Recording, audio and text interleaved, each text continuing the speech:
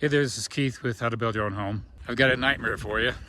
I've seen this more times than I like in my career, but I'm standing at a client's job site. This is not my job site.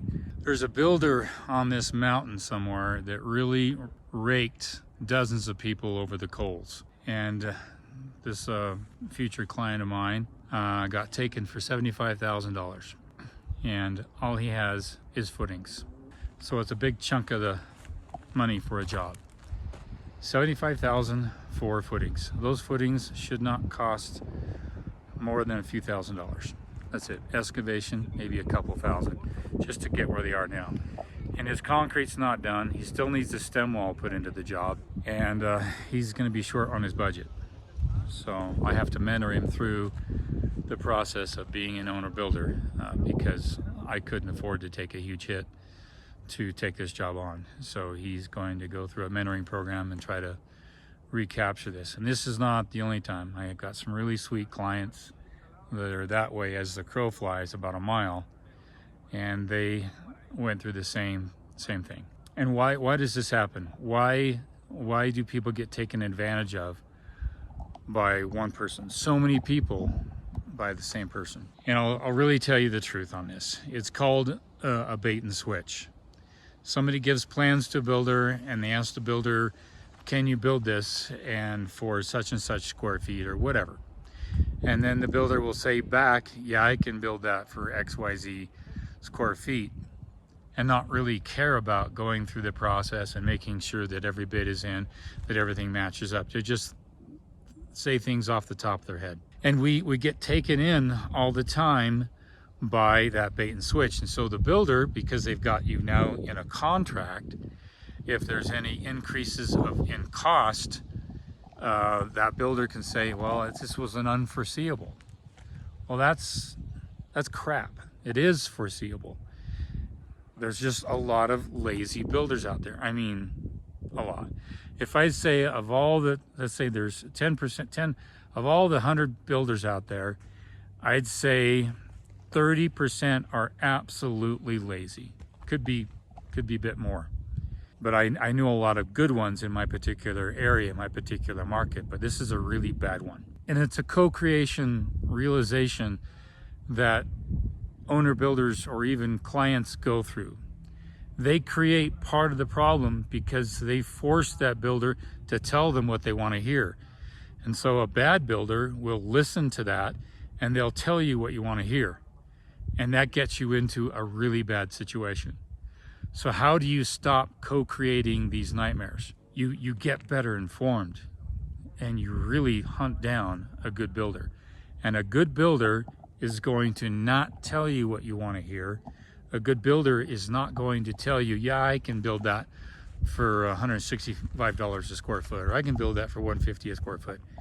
And it's off the top of their head, and they haven't looked at the plans, they haven't looked at the engineering, they haven't looked at the geotech report, they haven't looked at anything, they haven't gotten any bids on these things, they haven't got competitive bids on this, they haven't run a whole budget on the whole house, and then they say that off the top of their head. That's your biggest red flag. If a builder says that he can build a home for a certain number of square feet, or a certain cost per square feet, without going through that process, that builder's a liar and dangerous, and they should not be in the profession. But we want that. That's the number one question that clients are constantly asking. Can you build this for this? Can you build this for that? And they want the job, they want the cash flow, they want the business in their company, and they're more apt to tell you what you want to hear. And it all starts right there. And the bait and switch is a two-party problem. The client is not realistic in really asking the right question. And then we have builders out there that tell clients what they want to hear. Stop asking how much it's going to cost to build a home per square foot. You can figure that out yourself. In my program, in the First Steps program, it's not that much money. It's $47, $48. On the third module, there's a formula that I give. And you download that formula after watching the video, and you can figure out for yourself the real cost to build per square foot in your market, and especially if there's construction going on in your market. You can know that yourself. You can figure that out. And so get informed. Learn how to do that yourself. Don't trust that somebody is going to tell that for you.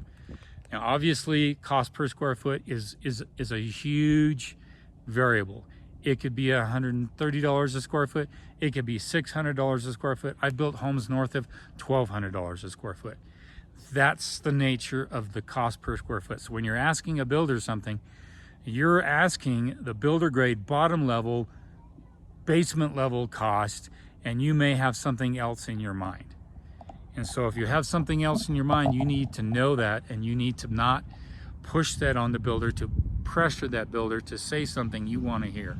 So I'm very, very cautious when I take on a client, and I tell them, I've kind of walked people through this before. I charge them $2,500 right up the front, and that allows me to go through the design phase, go through the engineering phase, the geotech phase, the plotting of the home.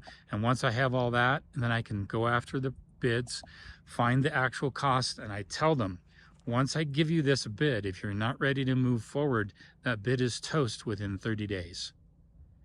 And my fee is non-refundable. But if they choose to move forward, then my fee goes toward the build of the home as my regular contractor fee, because I consider going through that whole process part of my responsibility as a builder. And I love going through that process because I can catch problems, and I can look at things, and I can say, hey, wait a minute, we should do something here. We should fix this.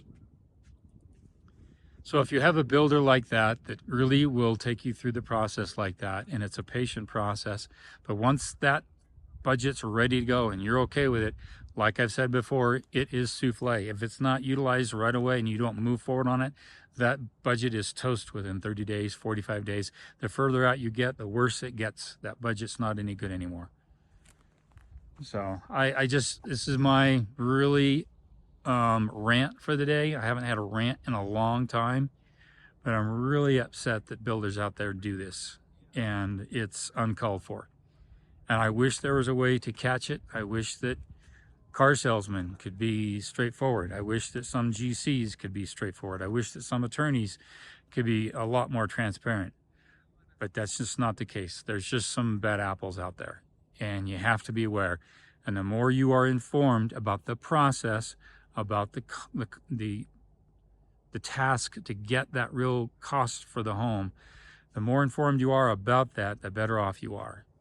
Now, if you know what the cost per square foot is, and you go up to builders and say about what you think this cost will be to build this home, and they tell you a cost that's several thousand below or quite a bit lower than what you know after going through that formula that I have, then you know that builder's blowing smoke. Blowing smoke.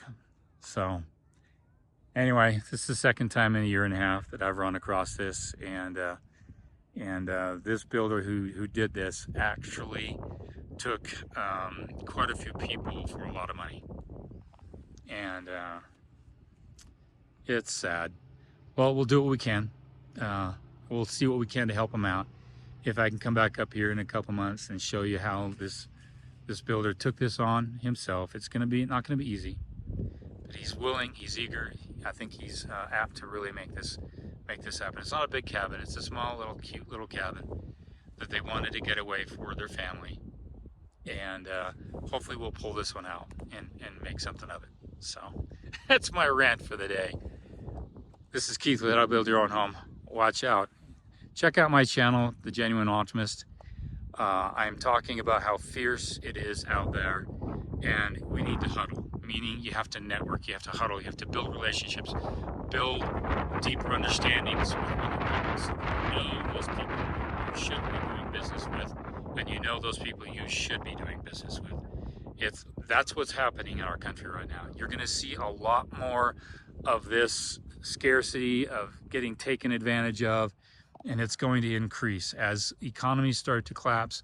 You see that, plus you see the cream that rises to the top. Really good quality stuff, people that really have a sense of ethics about what they do, that tends to rise to the top.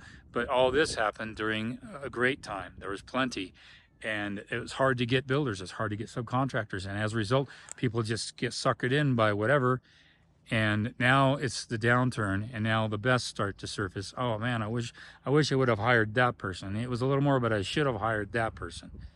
And well, you should have hired that person all the time, whoever that's that good quality person. So anyway, I could talk some more. You guys take care. This is Keith with How to Build Your Own Home on an undisclosed location in the high mountains of southern Utah. You guys take care.